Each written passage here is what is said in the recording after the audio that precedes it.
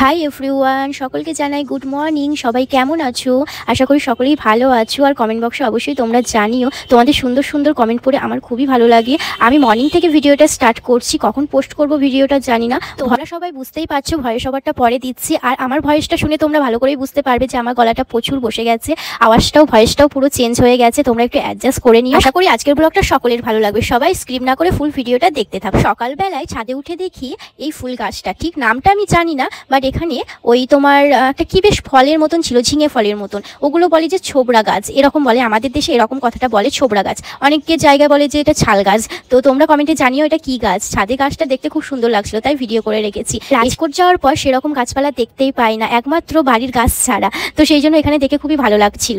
আর আমি ছাদ থেকে নিচে নেমে এসে এই আলপনাটা দিয়েছিলাম। সকাল থেকে শুরু করেছিলাম, পুরো 2 ঘন্টা না 3 ঘন্টা এরকম সামথিং লেগেছিল এই আলপনাটা দিতে। তো ভালো লাগলো, কারণ বাড়িতে হচ্ছে কার্তিক পুজো, তো সেই জন্য বাড়িতে একটু আলপনা না দিলে ভালো লাগে না। তাই ফেব্রিক দিয়ে একটু চেষ্টা করলাম। তোমরা জানিও তো আলপনাটা কেমন হয়েছে। হাতে বেশি সময় ছিল না, আগের দিন ফেব্রিক এনে ঘরের সামনেরটায় আলপনা দিতে 1 ঘন্টা মিনিমাম লেগেছিল। তারপর সকাল থেকে এই আলপনাটা দিতে শুরু করেছিলাম, কারণ ফেব্রিকের আলপনা দিতে আমার বড্ড টাইম লাগে, সেই জন্য একটু মিনিমাম 2-3 ঘন্টা লেগেই গেছিল। আর এগুলো কোনো ভিডিও দেখে করিনি, নিজের মন মতন করেছি, যেমন ডিজাইন মাথায় এসেছে সেরকমই করেছি। তোমরা একটু জানিও যে কেমন হয়েছে, আমারও ভালো লাগবে তোমাদের কমেন্ট পড়ে আর কমেন্ট শুনে।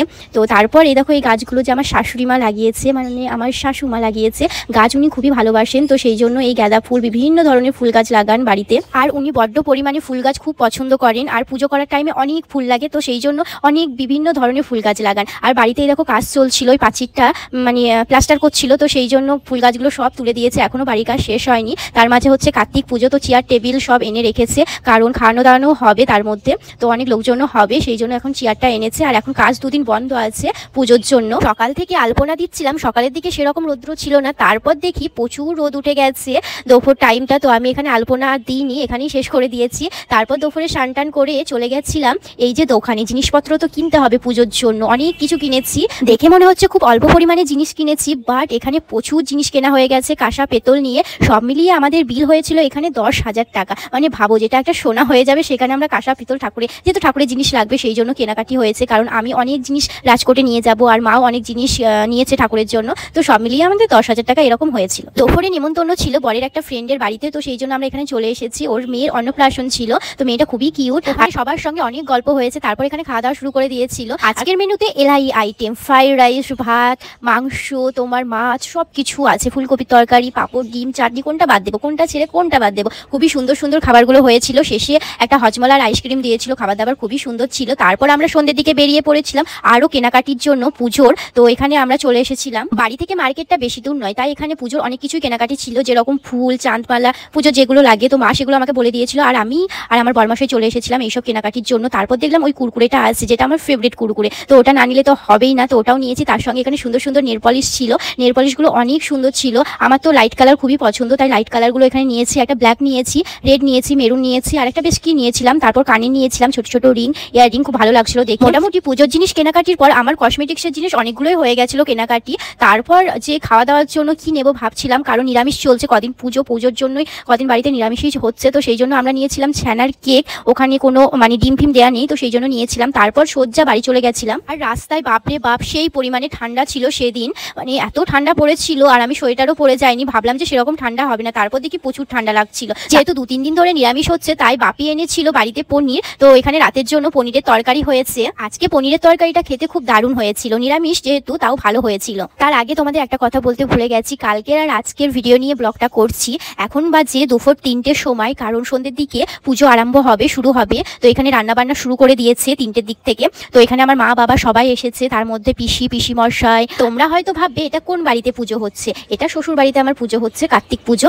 তো এখানে দেখো আমি আরেকবার দেখিয়ে দিচ্ছি, কারণ ডিজাইনটা নিজে করেছি, তো একবার দেখাচ্ছিলাম ঘুরিয়ে ফিরিয়ে, তো তোমরা আরেকবারও দেখে নাও ডিজাইনটা কেমন হয়েছে। তারপর এই দেখো সবকিছু কাটাকুটি হয়ে গেছে, ছোট ঠাম্মা এসেছিল, তারপর মা সবাই মিলে জোগাড়জান্তি করে, অনেক কিছু জোগাড় করতে হয় এই পুজোর দিনটাই, তো মা সব জোগাড়জান্তি করেছিল, আমাকে সেরকম মানে কাজে হাতই দিতে হয়নি, তো মাই সব জোগাড় করেছে। ছোট ঠাম্মাও ছিল, তার সঙ্গে পিসিরাও ছিল, আর পিসিমাশা ওইদিকে রান্না করছিল। তো পিসিমাশা খুব সুন্দর রান্না করে। আর আজকে রান্নাতে হবে খিচুড়ি, যেহেতু ঠাকুরের ভোগ হচ্ছে, তাই খিচুড়ি হবে, কুমড়োর তরকারি হবে, আর চাটনি, পাঁপড়, মিষ্টি, এগুলো তো আছেই। আর এখানে দেখো পুজো শুরু হয়ে গেছে, এটা সন্ধ্যের দিকে 6টার দিকেই পুজো শুরু করে দিয়েছে, বামুন এখন চলে এসেছে।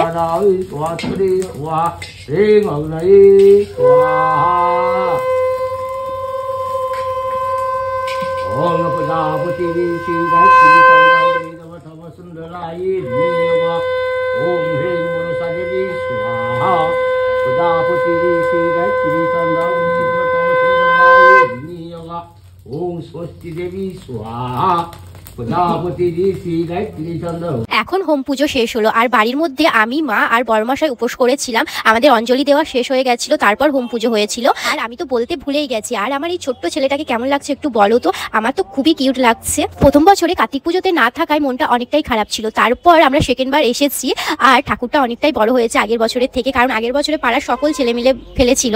ঠাকুর তো একটু ছোটই ছিল, এই বছরে একটু বড় করেছি। আর ব্যাকগ্রাউন্ডটা আমি আর আমার বর মিলে সাজিয়েছি। কেমন হয়েছে তোমরা একটু জানিও তো। জানো তো কার্তিক পুজোতে কিন্তু অনেক কিছু নিয়ম আছে, যেমন হচ্ছে নিজের হাতে চাল গুঁড়ো করতে হয়। এটা আমাকেই করতে হতো, কিন্তু মা করে দিয়েছে চাল গুঁড়ো শিলে, আবার অনেকটা পরিমাণে, যে আমি যদি একা হাতে করতাম তাহলে মনে হয় আমার হাতটাই খুলে পড়ে যেত, সেটা মা করেছে। তারপর ছানা করতে হয়, আরও অনেক কিছুই আছে যেই নিয়মগুলো, সেগুলো মানে আমাকেই করতে হয়। সেটা কিন্তু পুরো শাশুড়ি মাই করেছিল, আমাকে করতে দেয়নি। বাড়িতে পুজো হলে একটা তো সকলেরই টেনশন থাকে, আমার একটু কমই ছিল, কারণ মা ছিল, বড়মশাই ছিল, বাপি ছিল, তো সবাই মিলে যোগাযান্তি করেছে। এমনটা হয় না যে একটা জিনিস আনলো বা একটা জিনিস ভুলে গেল, কিছু যদি ভুল হয় বা মিসিং হয়ে যায় সেটা আবার আনতে হবে, তো এরকম তো একটা টেনশন ছিল। বাট পুজোটা খুব ভালোভাবেই হয়েছে। প্রথমে অঞ্জলি দেওয়া শুরু হয়ে গেছে। প্রথমে যেটা তোমাদের বলেছিলাম সেটা ছিল নামগোত্র দেওয়ার সময়, আমি ভেবেছিলাম সেটা ছিল অঞ্জলি, আর এখন দেখো অঞ্জলি দেওয়া শুরু হয়ে গেছে। এখন আমরা অঞ্জলি দিচ্ছি, মা, আমি আর বড়মশাই, আমরা তিনজনই অঞ্জলি দেবো, বাকিরা কেউ অঞ্জলি দেবে না। তো এখানে আমাদের তিনজনেরই অঞ্জলি হচ্ছে। আর আজকের আমার লুকটা কেমন লাগছে তোমরা অবশ্যই কমেন্ট বক্সে জানিও। এখন অঞ্জলি দেওয়া কমপ্লিট হয়ে গেছে, এবার হবে সবাইকে ফল দেওয়া, যারা এসেছে বা যাদের নিমন্ত্রণ করা হয়েছে তাদের সকলকেই ফল দেবে। তো আমাকেও এখানে প্রসাদ দিয়ে দিয়েছে, কারণ আমি সারাদিন খাইনি আর মাও খাইনি, তার সঙ্গে বড়মশাই খাইনি, তো সবাইকেই দিয়েছিল প্রসাদ। আমারও এখানে খাওয়া হয়ে গেছে।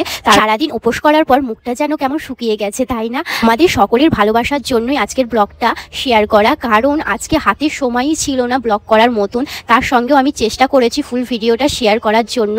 তো এখন দেখো খাওয়া দাওয়া শুরু হয়ে গেছে, 9টার মধ্যেই শুরু করে দিয়েছে। তো এখানে এখন লোকজন সকল চলে এসেছে, খাওয়া দাওয়া হচ্ছে।